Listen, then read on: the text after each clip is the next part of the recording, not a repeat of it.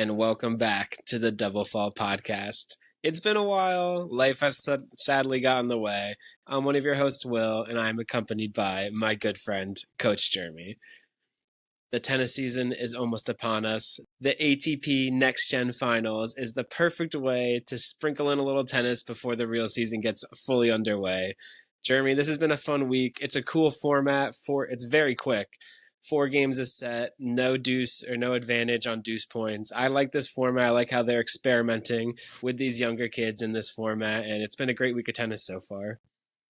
Yeah, I mean, the fast four format is what I do with my kids. I just go out and play one fast four set, and it, epitomizes what it means to win by the difference of a point or two, especially at this level when it's no ad.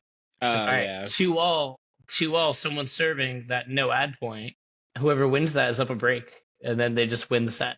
Thankfully, at 3-all, they play a tiebreaker. So, okay, that's a little more, level ground. It doesn't just come down to 1 point. But as we know, tiebreakers, for the most part, maybe the serve isn't going to be as dominant as like what we see with the top 20 players that all right, if they're up a mini break in the tiebreaker, more times than not that it's pretty much over. But still, no, it's fun that it's a 3 out of 5. Yeah, right? It's a crazy when you look at the box score, and I love the no advantages because it essentially makes, like you said, every point is more critical, it has more value, and then 30-all becomes deuce, and then when you get that deuce point, I love the winner take all point. The server still gets go for the down the line winner. Be Stan, Will. Just rip it, and you're gonna hit it in the middle of the net. It's like, that's why I'm in the next gen and not the Nitto ATP. I know, but I love it's entertaining tennis. I like the format, and like you said before, we got some good players in this tournament. Not the craziest high ranking guys or the most polished prospects like we've seen with the big names like Alcaraz won, Fonseca won last year, Stefanos, forgot about Alcaraz there for a second. But still, this has been a great week of tennis, and tomorrow we have some incredible semifinals. In the first match for the day, we have Alexander Blockx versus my boy, Nicholas BUDKOV KJAER. I'm definitely saying that right. I'm going to go KJAER. KJAER. I'm like 20% Norwegian, so I'm going to go with my gut there.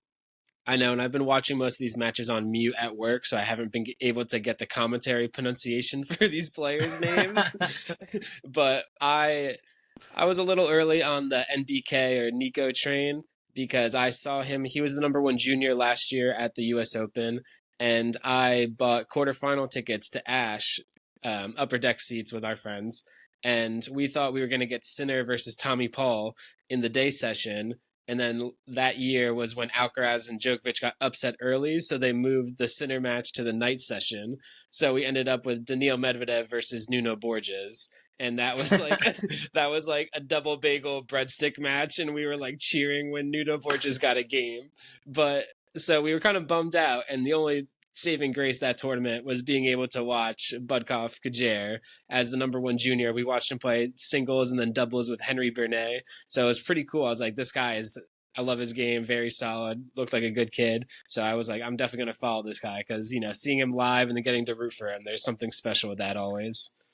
I mean, he's got the backwards hat, 6'3", blonde swag going for him. Something to be said about that. It seems like he has everything. Most people who are 19 are going to be really streaky. So from what I've seen from him so far, when he's hot, he's really, going to be bumping elbows with the best in the game. Yeah, especially at this tournament. And I think this is a really interesting matchup because from Blockx, he hasn't lost a match yet. And I think these conditions are perfect for him because he's a big serving 6'4" guy. He has a very fluid serve motion where he gets like so much off of it, and he plays an aggressive style. So like the indoor conditions are kind of built for that, where he versus BUDKOV KJAER, NBK, I'm going to start calling him. Yeah. he is an absurd athlete. Some of the gets I've been seeing him when he's stretched out wide, like his movement is incredible, and he's just like a very solid all around game. So Mm. it's going to be interesting how he like NBK's defense kind of counters Block's offense. So I kind of like this to be like a close back and forth where it can honestly go either way. I get why Blockx is like a bigger favorite here, but you know, you gotta respect Nico's game here because he's been impressive so far. Absolutely. KJAER was also undefeated until he ran into our boy Lerner Tien, who must have done his scouting report, learned a little bit about the his opponent's game, took him out earlier. But regardless, Blockx was the kind of guy that like 2 years ago on IG Reels, you just see like, all right, this kid's like 16 or like 16 or 17. He's already like 6'4", hitting 130 bombs. Like this kid's the future. Yeah. And now it's coming to fruition for Blockx. So I'm excited about that. Also, iconic name. Yeah. I don't know what they're doing. What they're doing over in Belgium, like, oh, you know, it's Block, but let's put an X on the end. Yeah, let's just make it a little Very bit good, cooler. But no, exciting stuff. Yeah, my prediction, I think that it's going to go 4 mini sets. I think that Blockx is going to have a little bit TMG on the serve department. Yeah. I think he's going to get those, you know, if he's able to get to a couple of deuce no ad situations, maybe he'll get that extra break and then he'll be able to hold a little bit easier, which, as boring as it sounds, that's like a lot of what it comes down to is, you know, when you get yourself that little advantage, if you can take care of your service game, that's a huge asset. I think Blockx is going to win it in 4. I like that. The reasoning, of course, like on these indoor hard courts, getting those couple free points is always going to be massive. And Blockx does have that kind of big game to get him that, where if it gets a little extended, I do kind of like Nico. He has a very strong backhand. But I do like Nico's return. He returns very deep and he moves a lot on his return. So it's going to be interesting to see how many balls he can get back in play and like get Blockx stuck into rallies. So I think it's going to go. It's tough a to pick a guessing game. winner. It's an anticipation game. It's a guessing game. I know that, you know, to counter the argument, like people have said, hey, I like the, you know, proponent for doing one serve, or, you know, you can't, if you toss it, you have to hit it, and all these little ideas to limit the serving effectiveness. Mm-hmm. But I saw Tommy Paul return a Ben Shelton serve that was 148 and win the point. So like literally anything is possible. Yeah. You know, just let the biggest servers live, in my opinion. But sorry to cut you off.